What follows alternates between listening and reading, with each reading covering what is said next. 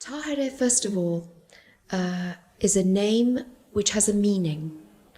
It means the pure one, and it was a title given to this woman who was born in the middle of the early part of the 19th century and lived to the middle of the 19th century in Iran, in Persia. She was born into a family of ecclesiastics in Qazvin.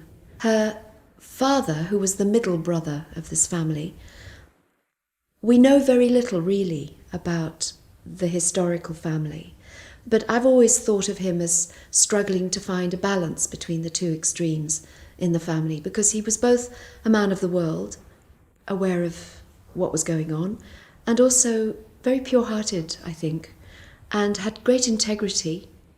He had the vision of realizing that this girl who was born as his eldest daughter had remarkable intelligence and deserved to be educated.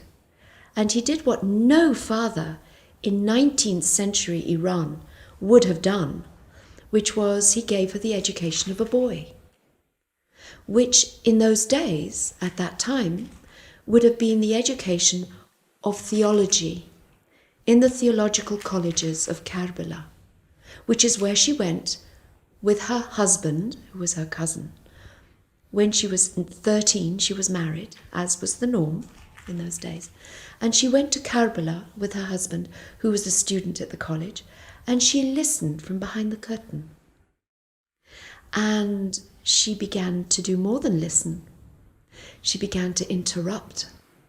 She began to argue. She had her own opinion, and so she caused a scandal. Of course, everybody in the family was shocked. The father was blamed, of course, in the beginning.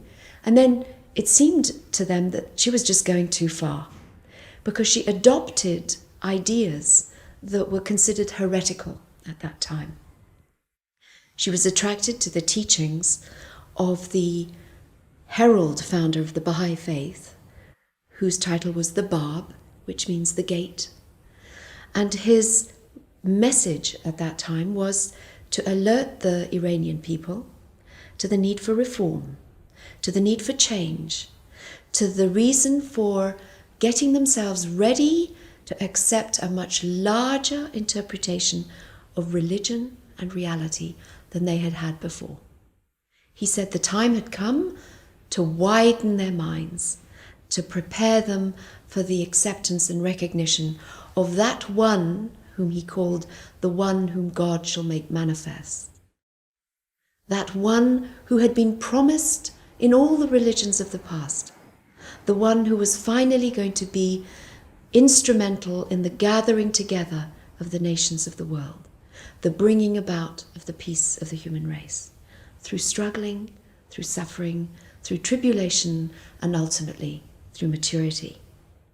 Now, the fact that she had the audacity, this young woman from Iran, to recognize and accept such heretical beliefs meant that she was naturally ostracized.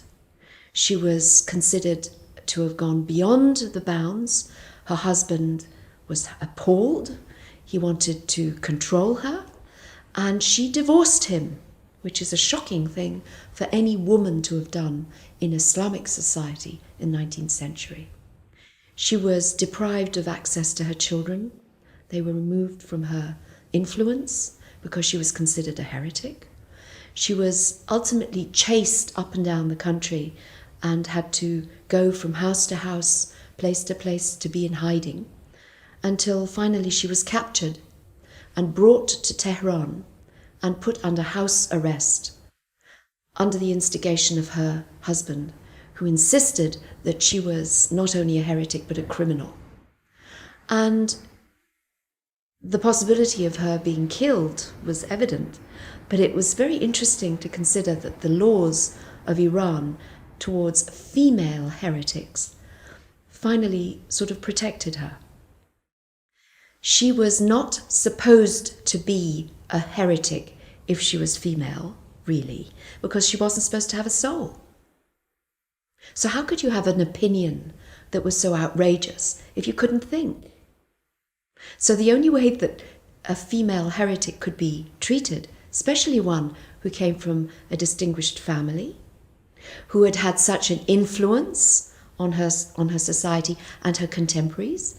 She was teaching women to read, which was already revolutionary. She was a poet, and her poems were going everywhere. And she was talking openly about the Babiyyih faith, about her beliefs. So the only way you could treat a woman like that, who had such distinction and popularity, was to put her away in isolation and gradually starve her to death. She was supposed to die. You weren't supposed to kill her. She was supposed to die. As a result of her being put in the home of the mayor of Tehran under house arrest, she started to influence the women of that household. She made a friend of the wife of the mayor. And so she ended up in that house being a privileged guest. And to the dismay of her enemies, she didn't die. The subject of the equality of men and women is one of those nuts that is hard to crack.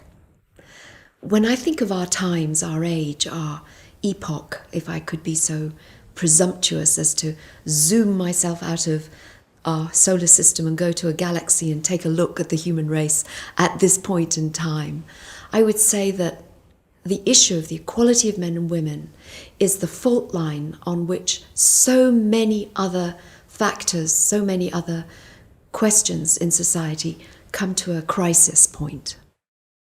The fact that in the Baha'i faith, the one that we would call the manifestation of God for this age, the founder of the Baha'i faith, Baha'u'llah, should make that issue one of the fundamental principles in his teachings, tells me that it's going to take us a long time to understand what it means, and that it is vital to try to work it out and understand what it means, because it's going to impinge on everything else.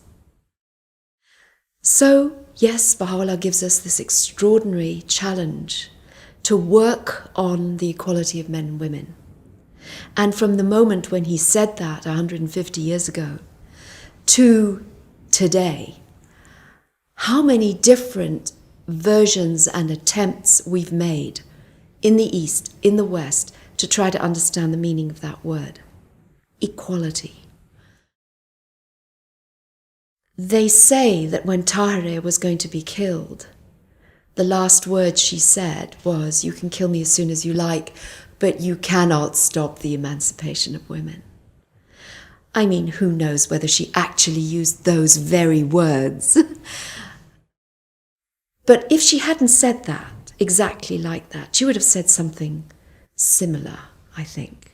The meaning in those words is what she would have conveyed, one way or another. Because she was clearly a woman who understood the importance of a balance in society. That when that balance was missing, as we say in Baha'i terminology, when there are no two wings to the bird, when in fact in the writings of the Bab he speaks about the arms and the legs, not only the wings of the bird. You need the two arms, you need two hands, you need two legs to be able to walk. You can take it right up to the present day and say you need the two hemispheres of the brain to be able to have a balanced and healthy approach to life. So whenever that balance is upset, whenever there is too much dominance and too much subservience, whenever there's too much cloning, that's also another danger. When the two sides are doing exactly the same thing, there is problems. We have issues, we have crises, we have misery, we have human suffering from an individual level all the way through family structures right up to society in general.